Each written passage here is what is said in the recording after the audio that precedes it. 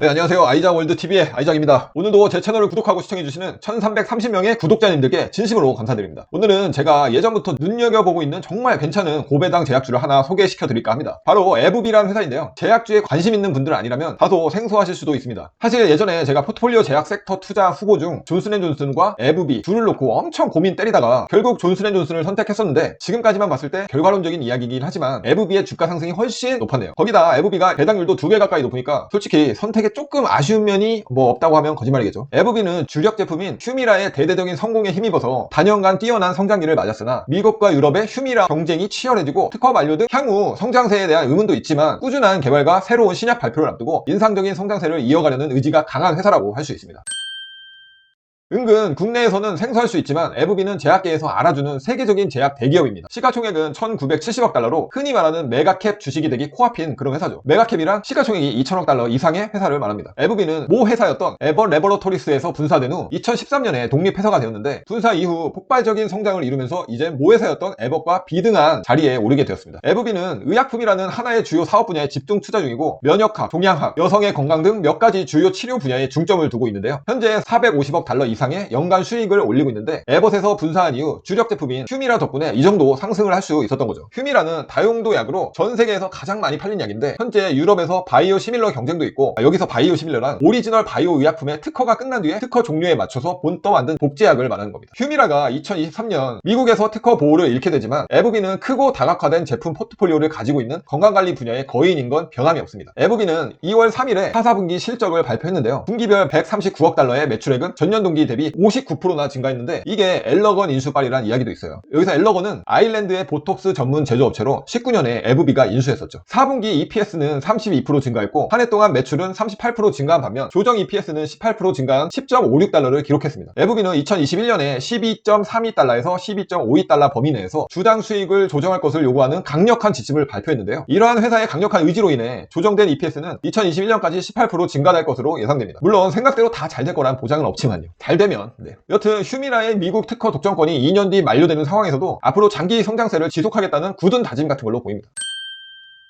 특허 손실은 글로벌 제약사의 매우 큰 리스크 중 하나인데요. 특허 약품이 특허를 잃으면 시장은 잘 나가던 제품을 서로 팔아보겠다고 치열한 경쟁이 예상되겠죠. 앞에서도 이야기했듯이 에브비의 가장 큰 위험은 자사의 대표 의약품인 휴미라의 특허 상실입니다. 쉽게 이야기하면 바르셀로나의 상징인 메시가 FA 시장에 나왔다고 생각하면 돼요. 바르셀로나는 메시를 붙잡을 힘이 없는데 세계적인 슈퍼스타이자 살아있는 축구의 신이 자유이적 시장에 나왔으니 다른 팀에서 얼마나 사달라고 개 난리를 피겠습니까? 한때 휴미라는 에브비 연간 매출의 절반 이상을 차지하기도 했는데요. 한마디로 메시가 바르샤의 모든 득점에 관여한 비율에 거의 절반을 차지하는 거와 마찬가지인 거예요. 자꾸 축구 얘기해서 죄송한데 제가 개축바라서. 그렇기 때문에 에브비의 특허 독점권 상실은 생각보다 큰 리스크로 바라볼 수도 있는데, 이에 따라 전문가들은 2023년 이후 전체 매출이 감소할 것으로 예상을 하고 있다고 해요. 하지만 에브비는 그 점에 대해 어느 정도 인정하긴 하지만 잠시 주춤할 뿐 2024년 이후는 다시 매출 성장세로 돌아설 것으로 예상을 하고 있는데요. 다행히 신상품은 물론 인수의 집중 투자의 성장세를 끌어올리는 등 몇 년 전부터 휴미라에 대한 특허 독점력 상실에 대비해 오고 있기 때문이에요. 예를 들어 에브비는 2020년 13.7%의 매출 증가를 기록한 임브루비카로부터 강한 성장세를 보여왔었죠. 또한 림보크와 스카이리지는 장기적인 성장 촉매제 역할을 해줄 대표 추가 제품이라고 할 수 있습니다. 에브비는 또한 앞서 이야기했듯이 630억 달러의 보톡스 전문 제조업체인 엘러건을 인수했는데, 엘러건의 대표 제품은 글로벌 에스테틱, 즉 피부과학 분야 수요에 힘입어서 에브비 포트폴리오를 다양화하였죠. 2020년 에브비의 에스테틱 포트폴리오는 25억 9천만 달러의 수익을 창출했고 향후 실적 성장에 도움이 될 것으로 예상이 됩니다. 이러한 사업들은 수익성이 높고 현금 흐름이 좋기 때문에 성장에 투자할 여력이 있고 주주들에게도 배당을 돌려줄 수 있는 거죠. 또한 에브비의 2020년 연구개발비는 총 65억 달러였습니다. 특히 면역학, 혈액학, 신경과학 치료 분야에서 휴미라를 대체할 여러 성장 분야에 투자 중인데, 지난 금융위기 당시 독립기업은 아니어서 불황에 대한 기록은 없긴 하지만 아픈 사람들은 경제가 튼튼하든 아니든 치료가 늘 필요하기 때문에 불황에도 에브비가 좋은 실적을 이어갈 가능성이 높을 것으로 생각됩니다.